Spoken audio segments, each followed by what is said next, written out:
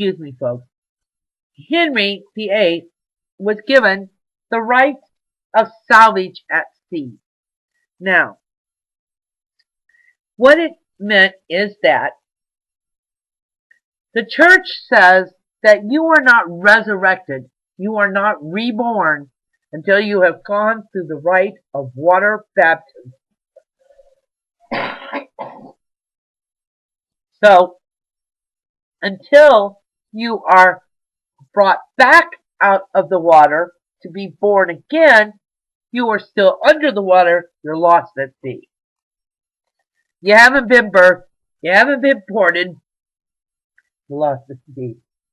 Excuse me a minute, folks.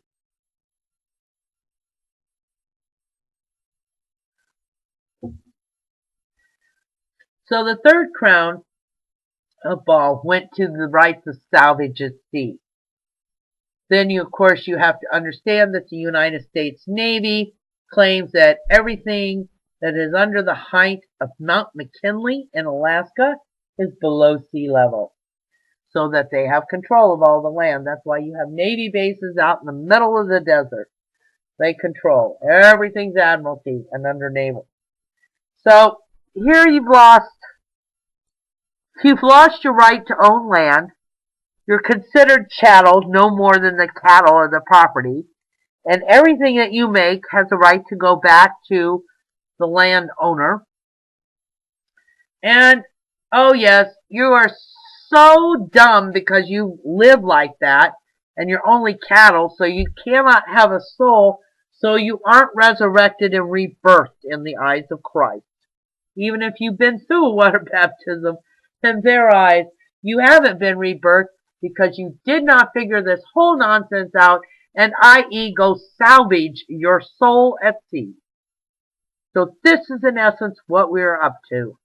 We have to come up in a way of internationally salvaging our capital straw man and our souls at sea so that we can be recognized in the eyes of Rome as being resurrected and being sovereign beings, divine beings with sovereign authority under the hand of the universal creator. That's where all of this has to go. Now, is this not ridiculous or what? Okay? I mean, seriously. To have to go through all of this stuff just purely to become what we were gifted with from the moment we breathed our first breath. So, you know, they spent a lot of time. They had nothing better to do in my eyes, I guess, to put all this nonsense together. But it is what it is, and it is up to us now to be confident enough and responsible enough to take control and step out of the system for sure, especially with all the changes that are coming in the future. I mean, we know from a metaphysical standpoint of view, we have a lot of changes going. A lot of people are feeling them, feeling them, sensing them. You know, we have no idea. Our planet is in great upheaval. So all we can do is the best that we can do. And that's you too. Just do the best that you can do. All right? And try to work your programs and get knowledge. Read. There's so much information out on the internet. Never have we had a time where so much is available to you. Investopedia, Wikipedia. I go through research in the Catholic, under the Catholic dictionary too. I mean, there's all these resources that we've never, ever, ever had available to us before that we now do have available. So, trust is where we're going to go. We're going to have to do that in order to take back the trust we already have. The wills are very important because that establishes the estate. And only once you have established your estate through your divine will, stating, now, these wills are not, they're going to be similar to what you now conceive a will, a last will and testament to be, but it's going to be much more in depth. And we'll be offering various levels of these packages and wills as we go along depending on what your needs are. Some people have a lot of in-depth stuff and they need a lot of power and authority to take care of it. Other people don't have so much, so they need so much. They only need so much power and authority, and they don't have to put all that money into that, into the big deeper.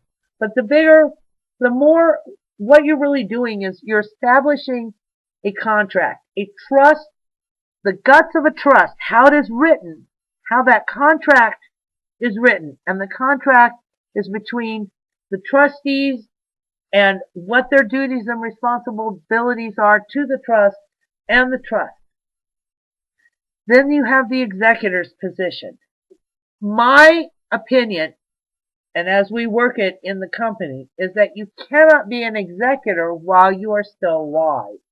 You can be the occupant of the executor office, but there will not be an executor in your estate until you actually have stepped on through. And then the person who you have appointed as executor would then step in, and of course you should have successor executors also. The thing you need to understand about estates is they never close. They're never finalized. They don't go away. This is why they've used them. Estate probates, there is a uniform probate code out there. Most, only 16 states have adopted it. The rest of the states want absolutely nothing to do with it. And the reason for that is because probate court goes back through counties where your properties are held in the counties. The counties are where all the business goes down, okay? Title properties, estates, everything dealing with property goes through a county. So they have their own state probate laws and their own twerps and twiddles on how to handle estates and how to handle probate. Why? Because every time that a child is born, the mother, even if she says no, without her permission, is putting in an application for that child to the state through the county it was born in. That's where the state turns around.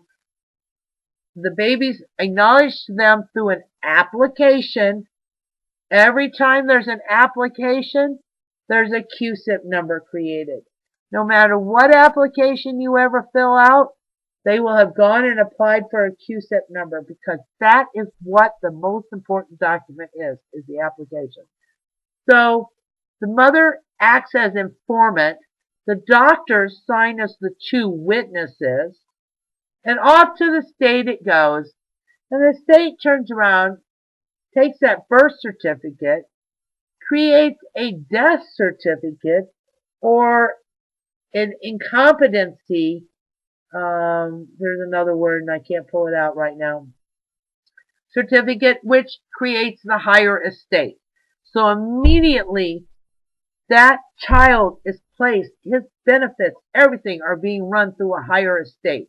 It has its own EIN number, and that is not the Social Security number. Alright? So there's a higher estate running around out there with your name on it, and your grandchildren's names on it, and your grandmother's name on it. Okay? So it goes forward and backward. They don't ever close these. Why? Because this is where they're running all the monies through. This is where they're holding all the titles in. This is where we need to go after and get them. So different will packages are about writing different levels of contracts. That's what the real difference is. Some executors and some trusts need to be very simple. Other ones need to be very intricate. So we are working with several people to work on this program. The wills aren't the problem. The estate planning is going to be a challenge. And we're trying to figure out how to assist you all in doing